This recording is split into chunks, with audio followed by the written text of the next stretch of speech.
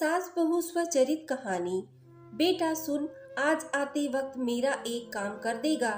दमयंती जी ने सोमेश से पूछा। हाँ माँ, बोलो क्या काम है?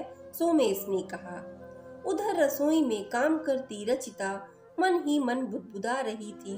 जब से आई है जरा भी पल भर का सुकून नहीं। कभी चाय, कभी पानी, तो कभी दवा। बस अपने आगे पीछे लट्टू की तरह घुमाए रहती हैं। कल मेरा जन्मदिन है, वो भी इनकी सेवा में बीत जाना है। कितना मन था सुबह मंदिर जाकर पूजा करूंगी, फिर शाम को सोमेश के साथ किसी शॉपिंग मॉल में शॉपिंग और डिनर करके ही घर आऊंगी। पर ये है ना महारानी जी, इनके रहते हम बाहर कैसे जा सकते हैं? बाहर का खाना भी तो इन्हें हजम नहीं होगा। पहले पकाओ फिर कहीं जाओ। कितना अच्छा था ये उधर अपने घर में ही थी। उधर दमयंती जी से बात कर सोमेश ऑफिस चला गया। पूरे दिन रचिता मन ही मन सास को जली कटी सुनाती रही।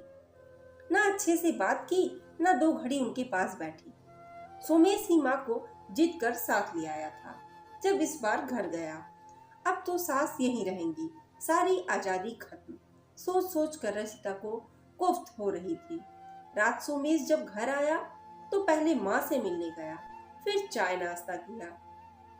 रात को खाने के बाद जब सब सोने जा रहे थे, दमयंती जी ने रचिता को कमरे में बुलाया। कल तुम्हारा जन्मदिन है ना बेटा, ये लो सलवार सूट। सोमेश से कहा था तुम्हारी पसंद का ही लाए। कल सुबह उठकर मंदिर चली जाना, नाश्ते खाने की चिंता ना करना, वो मैं देख लूंगी। कल सोमेश की तो छुट्टी है नहीं है, पर तो वो ऑफिस से आए तब उसके साथ तुम बाहर घुमाना। दमयंती जी एक पैकेट रचिता को देते हुए बोली। पर माँ, आपको कैसे पता मैं मंदिर जाती हूँ और नए कपड़े पहनती हूँ? आश्चर्य से रचिता ने पूछा। बहू, तुम हर बार मंदिर से निकलकर ही फोन कर आशीर्वाद लेती हो, कैसे याद नहीं रहेगा? दमयंती जी ने कहा। रचिता पैकेट लेकर सास को प्रणाम कर जाने लगी। दमयंती जी बोली, बहू तुम जैसे पहले रहती थी वैसे ही रहो, मेरी वजह से परेशान मत हुआ करो। बस जब यहाँ आई हूँ तो लगता है घर में कोई तो है, तो बस तुम्हें अपने आसपास रखने के लिए कुछ न कुछ करवाती रहती हूँ। वहाँ घर पर अकेले ही रहती हूँ। जी माँ, रचिता बस इतना ही कह पाई। बाहर सोमेश से खड़े होकर सुन रहे थे। जैसे ही रचिता अपने कमरे में पहुंची, सोमेश ने कहा, जब से माँ आई है तुम कभी भी उससे ना तो ठीक से बात करती हो, ना उसके पास बैठना तुम पसंद करती हो। जब माँ के लिए इतनी जली कटी सुनाती रहती हो तो बता नहीं सकता मुझे कितनी पीड़ा होती है। पर जब माँ ने मुझे कल बहू का जन्मदिन है उसके लिए एक सूट ला देना और मुझे पैसे भी दिए, मैं मना करने लगा तो बोली, तू अपनी तरफ से जो देना है दे, ये मेरी तरफ से ला देना। अब बताओ, माँ के मन में तुम्हारे लिए क्या है और तुम्हारे मन में माँ के लिए क्या है? मुझे माफ कर दो सोमेश, मैं माँ को समझ नहीं पा रही थी।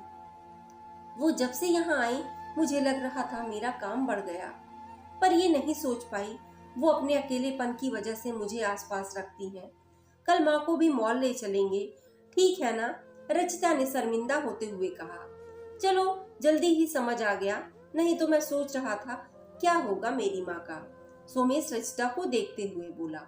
कुछ नहीं होगा, जब माँ अपनी बहू के साथ अच्छे से रहेगी, तुम देख लेना। रचिता कहकर सो गई। कल की सुबह उसे माँ से आशीर्वाद भी लेना था। इधर सोमेश अब माँ को लेकर थोड़ा बेफिक्र हो गया था। दोस्तों, कहानी कैसी लगी कमेंट में जरूर बताएं। धन्यवाद।